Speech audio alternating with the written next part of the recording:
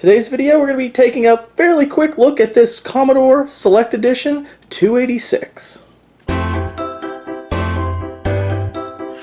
got 20-minute videos on old technology, computers, laser discs, some CDs. We got two little dogs licking their balls on the screen, and now it's time for the show. So here is my Commodore Select Edition 286. So by the name, you could infer that there is a 286 processor in there, and yes, there is.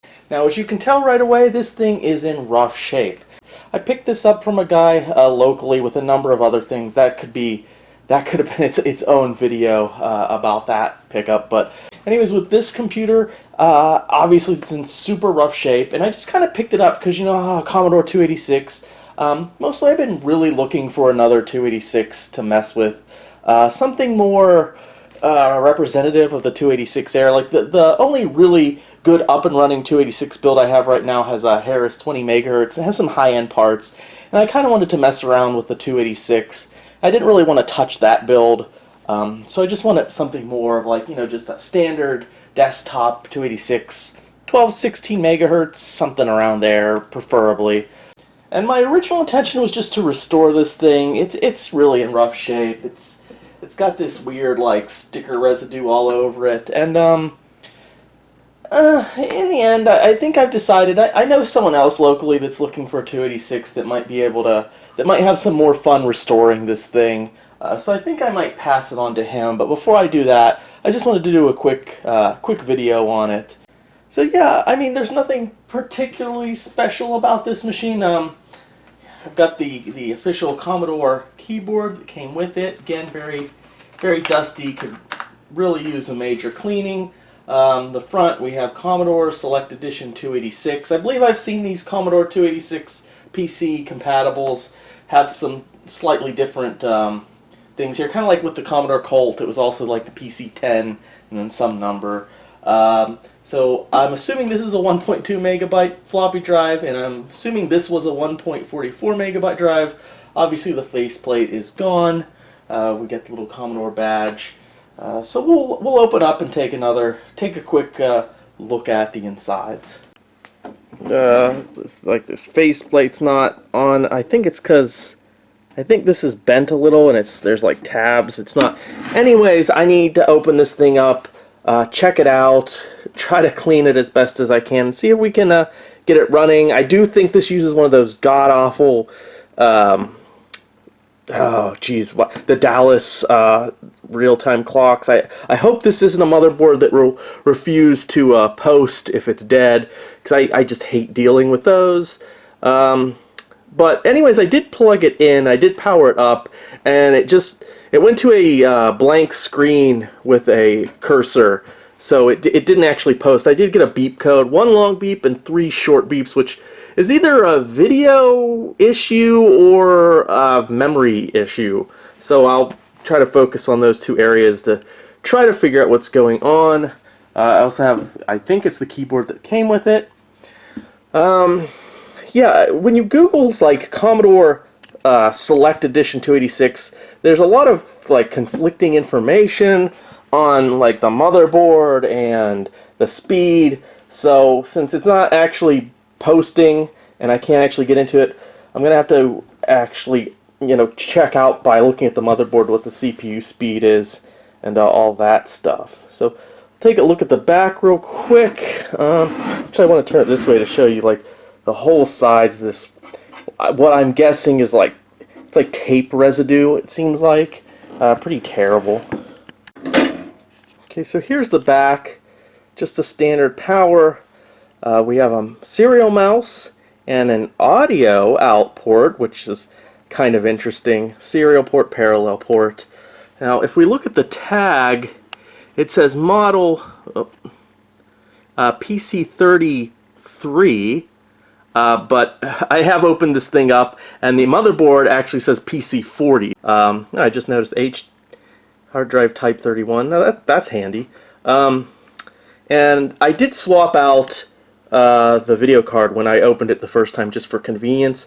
I put in a ISA Cirrus Logic VGA card, but originally what was in it was this, which is it's an ATI EGA Wonder 800 Plus. So this is an EGA card. I'm assuming it works. Although I do believe, at least according to Wikipedia, this is actually just a rebadged VGA card, actually a ATI VGA Edge, I believe, and they just took out the VGA port, which makes sense because you'd see where it would go here.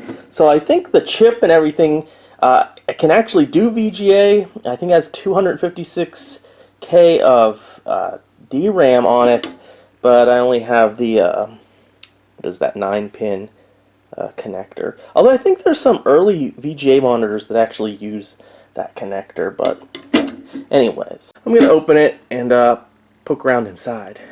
Alright, so here we are with the top off. It's just a couple screws on the side and on the back, which is a little annoying because see these holes here? On the side is where you have the port for the keyboard, and then this is, I think, the reset button. I think the power, you just turn it on by the power switch on the back. And I think this is the reset button. But anyways, it sticks out, and of course your case here. So when you unscrew it and you pull it back, it just hits this. So you have to like press this in and then slide it, and then it will pop out for the second hole for the keyboard port. And then you have to push it in again and slide it. It's a little annoying, especially if you forget. Big old hulking hard drive here. I'm not sure the size. Maybe 40 megabytes. And yeah, see, the motherboard, it has printed a PC43. So it's the motherboard for a PC43, but the sticker on it says PC33, and the front just says Select 286 or Select Edition 286. It's slightly confusing.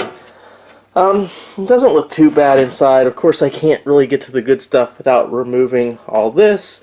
Not many expansion slots here, just 4 ISA, 3 being 16-bit and 1 being 8-bit.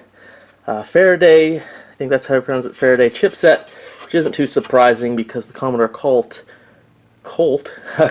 Colt, yeah, well, kinda. The Commodore Colt also used the Faraday chipset. I believe this is the RAM, which is weird because this one looks different than the rest. Like it has some kind of liquid on it, but it doesn't feel wet. There was like a piece of like dust or debris on it. Maybe it was absorbing some moisture. I don't know. Probably not, because this is the desert, so there's not really any moisture in the air. Chips don't. Some of the legs don't look great. I think this is RAM, so I hope that's not like some of these chips are bad, and then I'd have to desolder them and put on. I wouldn't even bother. I don't know. Let's see. Anything else before I start taking this stuff off? Oh, I found. Dropped it. When I opened the case, I found this. I wonder. I think this is a little tab for the front that holds the faceplate on or something. Alright, well, time to take this part off and see the rest of the motherboard. Okay, so here we are with everything removed, so we just have the motherboard. Now this seems to be the CPU, but oddly enough it's very scratched up or marked up, so I can't really see exactly. Why is this camera doing this? Used to focus fine. Now all of a sudden, there we go. Siemens, and I think it's kind of hard to read, but I believe it's a 286 12 megahertz. Again, it's kind of hard to read. I would assume here is the spot for a 287 math coprocessor. It's got there's the power, a little bit weird. I think they used the same one on the Amiga. Right here we have a little piezo speaker, cheaped out a little bit on us there. We got a sticker here that says PC3 or PC33. Again, the motherboard says PC43, but the sticker says PC33. Maybe it's the same motherboard, but when some features are removed, it's a PC33. I don't quite know which. We have all this unused space here, and then interestingly, here this would be like where you know, it would have a built-in video connector right here, either for VGA or CGA or whatever, and the switch is still here. I wonder if the error, beep code error I was getting was video. Maybe this is set to EGA or something, and maybe it needs a different setting when you're using a VGA card. I'll test that maybe in a few moments.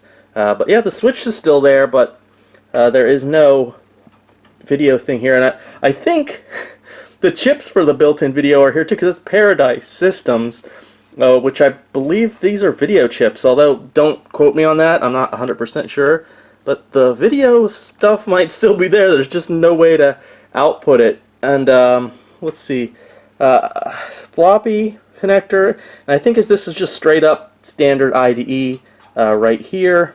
I believe this is the IDE controller, perhaps. So this WDC chip, Western Digital, I think. I think that's the controller for IDE, I'm not sure.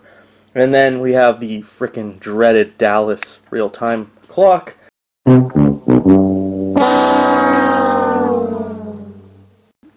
I think I'm terrible at it, but you could probably, even if you didn't want to remove this, you might be able to just Dremel in here and connect a coin battery. I've never really done that before. It's just a pain in the ass. God, I hate those things. Yeah, I know, it's great, because if it was a battle battery, maybe it would have leaked on the board and completely destroyed it. Well, you know, I've come across a lot of these old motherboards with barrel batteries, and yes, they have leaked and destroyed boards a couple times, but maybe I'm just lucky, but a lot of times when I find them, the leaks just, like, aren't very bad at all, or it hasn't really spread, and I just take them off, clean it up the area a little bit, and it's fine. You know, at least they should have made these where, like, it didn't kill the machine when it died. Like, you could still get through the post, you just have to re-enter the information. But no, a lot of the times it just, you're screwed. Anyways. So, yeah, there's the motherboard. Alright, so I did manage to get into it. A little bit of trouble with getting the keyboard detected, but it eventually did detect it. This is just the setup utility. I'm assuming that's a 1.2 megabyte floppy drive in there. I'm just going to try hard disk 31 because that's what the sticker on the back said. And let's see if I can actually get into that hard disk.